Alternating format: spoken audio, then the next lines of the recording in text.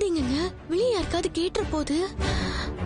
அத கேட்டதுல இருந்தே எனக்கே ஒரு மாதிரி படபடன்னு இருக்கு. அது தெரியலங்க. சீதா அங்க வேலை செய்யற இன்னொரு பொண்ணுகிட்ட தெரியாம தான் நானும் மண்டையை போட்டு உடைச்சிட்டு இருக்கேன். ஆமாங்க.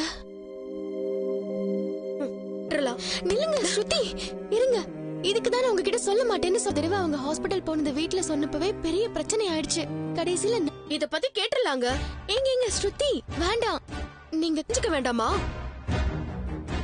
உண்மையை ரொம்ப நாள் யாராலையும்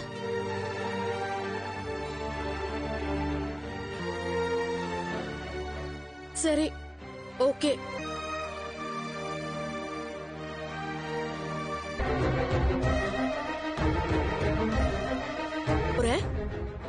வேண்டாம் ஸ்ருதி, இது மத்த விஷயம் மாதிரி கிடையாது.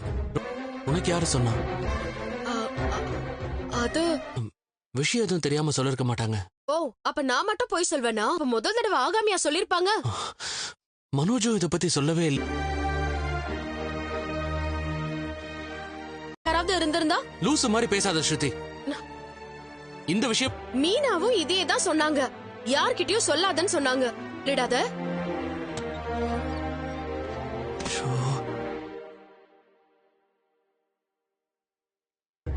சத்தியமா?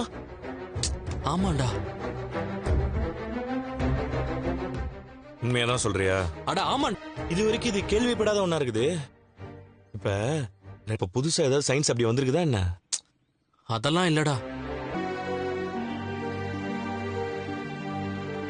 தெரிஞ்சது ஸ்ருதி சொன்னா. அது ஏதோ தப்பா இருக்குன்னு எனக்கு ஒரு சிக்னல் சொல்லிட்டே இருந்துச்சு. உண்மைன்னா உண்மை, பொய்னா பொய், அவ்வளவுதான். யார்கிட்டயும் சொல்லாதன்னா எனக்கு ஒரு மாதிரி டென்ஷனாவே இருந்துச்சு. அதான்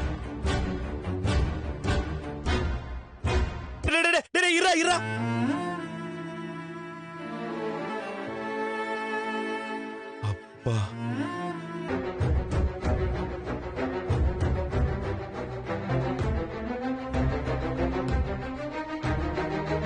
எப்படா இது? தெரியலப்பா, எனக்கு தெரிஞ்ச விஷயத்த உன்கிட்ட சொல்லிட்டேன். அதான் உன்கிட்ட சொல்றேன். ஏய், இது சாதாரண வாயவுது. என்ன பண்ணி நான் குடிக்கலாம்லப்பா. குடிச்சிருந்தா இப்படிதான்ப்பா ஹாஸ்பிட்டல்ல இருந்து சொல்லிருக்காங்க. ஏய், ஏதாவது பொருளையா இருக்கு போது? பொருளையெல்லாம் இல்லப்பா. ஒருவேளை அது உண்மையா இருந்தா கண்டிப்பா இது அம்மாவுக்கும் தெரிஞ்சிருக்கும்னு நினைக்கிறேன்ப்பா. எதை வச்சு சொல்ற? பாட்டி ஒண்ணு சொல்லும்ல, புகை இருந்தாதான் நெருப்பு இருக்குன்னு. இது எங்கேயோ பத்திட்டு இருக்கு. நான் என்னடா தீர்வு சொல்ல முடியும்?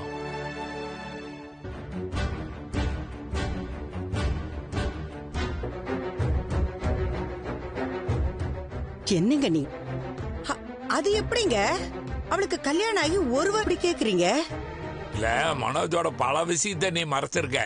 வெளியே இதெல்லாம் தெரிஞ்சதுன்னு வச்சுக்க, 4 பேர் 4 விதமா கதை கட்டி பேசுவாங்க. நீங்க சொன்னதை கேட்டதுல இருந்து எனக்கு அப்படியே படபடன்னு வருது. இருக்கு எங்க மனோஜ் இத பத்தி என்கிட்ட எதுவும் இருக்கா இல்லையான்னு இப்பவே கேட்டுட்டு வரேன். இரு இரு இரு, அவசரமா ஏன் இப்படி கத்துறீங்க? உன் பேர் ரோகிணியா? எங்களாவ ரோகிணி, நீ வெளியே வரியா இல்லையா?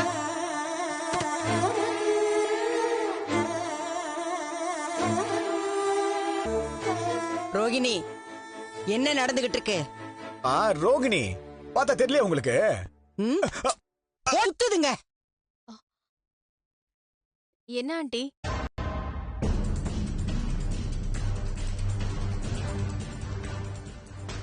ஆண்டி, நீங்க என்ன சொல்றீங்க?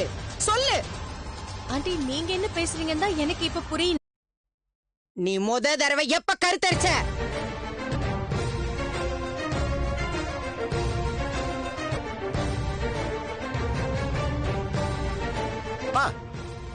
என்னமாச்சு உங்களுக்கு? இன்னும் ஒரு தடவை கூட ரோகிணி கன்சீவ் ஆனா?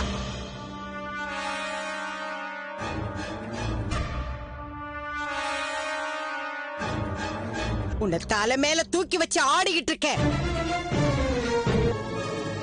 உண்மையை மட்டும்தான் சொல்லணும்.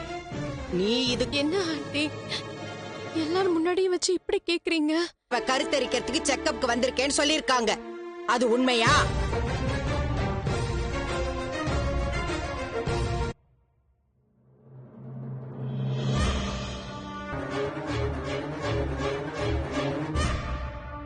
எதுக்குங்க இப்ப இந்த விஷயம் எல்லார் முன்னாடி தெரியணும் இல்ல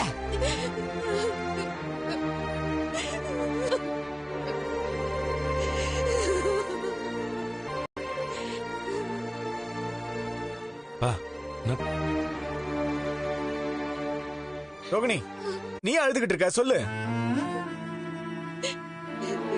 ரோகிணி நான் கேட்டதுக்கு இன்னும் நீ பதில் சொல்லல. 2வது தடவை கன்சீவ் ஆக தான் செக்கப்புக்கு போனேன். ரோகிணி என்ன நான் கன்சீவ் ஆயிருக்கேன்.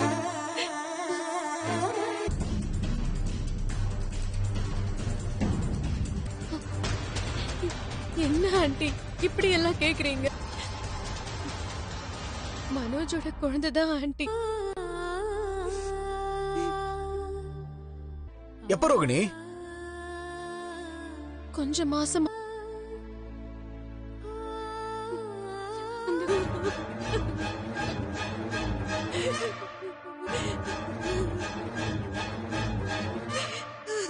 ஆமா மனோஜ், நம்ம குழந்தை. சொல்லவே இல்ல. கன்ஃபார்ம் என் அப்பா ஜெயில இருக்காருன்னு எங்க மாமா வந்து இங்க சொன்ன. என் அப்பாக்கு இப்படி ஆயிடுச்சேன்னு கேள்விப்பட்ட உடனே சொல்ல முடியல. யோசிச்சுதான் அந்த ஸ்ட்ரெஸ்ல